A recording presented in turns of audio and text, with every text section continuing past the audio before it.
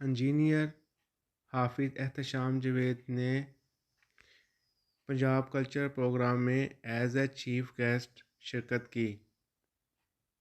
ان کے ہمراہ رانا تنویر، رانا عارف، رانا بشارت، رانا جان سیب اور دیگر نے شرکت کی۔ حافظ احتشام جاوید کا ادارہ سماجی بہبود پریزیڈنٹ ارشاد پرکاش اور مس شبانہ نے استقبال کیا۔ اس پروگرام میں حافظ احتشام جاوید نے اپنے خیالات کا اظہار کیا۔ عوام نے اس پروگرام کو بہت سراہا۔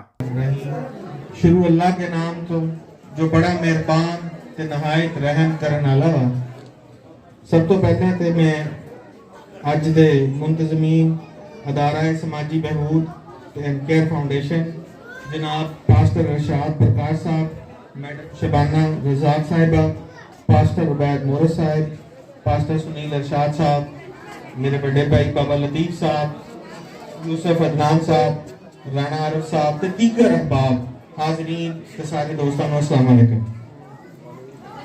اج دے جڑا مخصوص دن ہے کہ میں مختلف لوگوں تھانوں کچھ پنجاب دے رنگ دسیے، لوگوں تھانوں کچھ پنجاب دے رنگ دسیے جیدے دیاڑے نے سنہرے تے جیدی راتاں نے چاننیاں، تے جیڑے راتاں نے چاننیاں جیدے موسم نے مٹھے تے جیدیاں رتاں نے رس کولن والیاں، لوگوں تھانوں پنجاب دے رنگ دسیے جیدے اڑیل نے جوان تے جیدی سنکھیاں نے سوننیاں، جیدے وڈکے نے چودھری تے جیدی وڈکیاں نے سیانیاں، لوگوں تھانوں پنجاب دے رنگ دسیے، لوگوں جیدے شہید نے احمد خان کھرل تے بھگت سنگھ تے جیدے غازی نے پنجاب دے اڑیل جوان،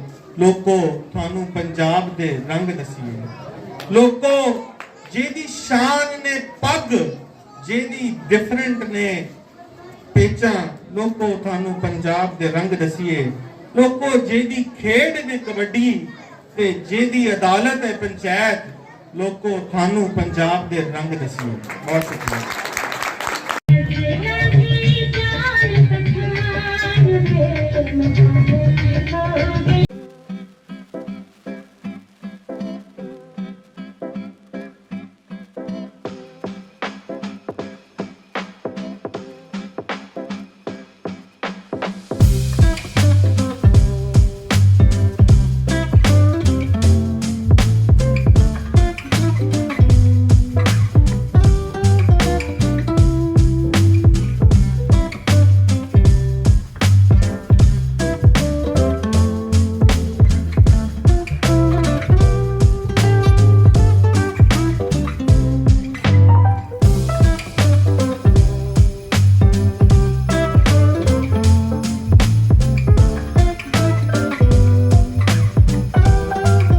اس کلچر پروگرام میں میزبانوں نے حافظ احتشام جاوید کے حق میں نعرے لگائے۔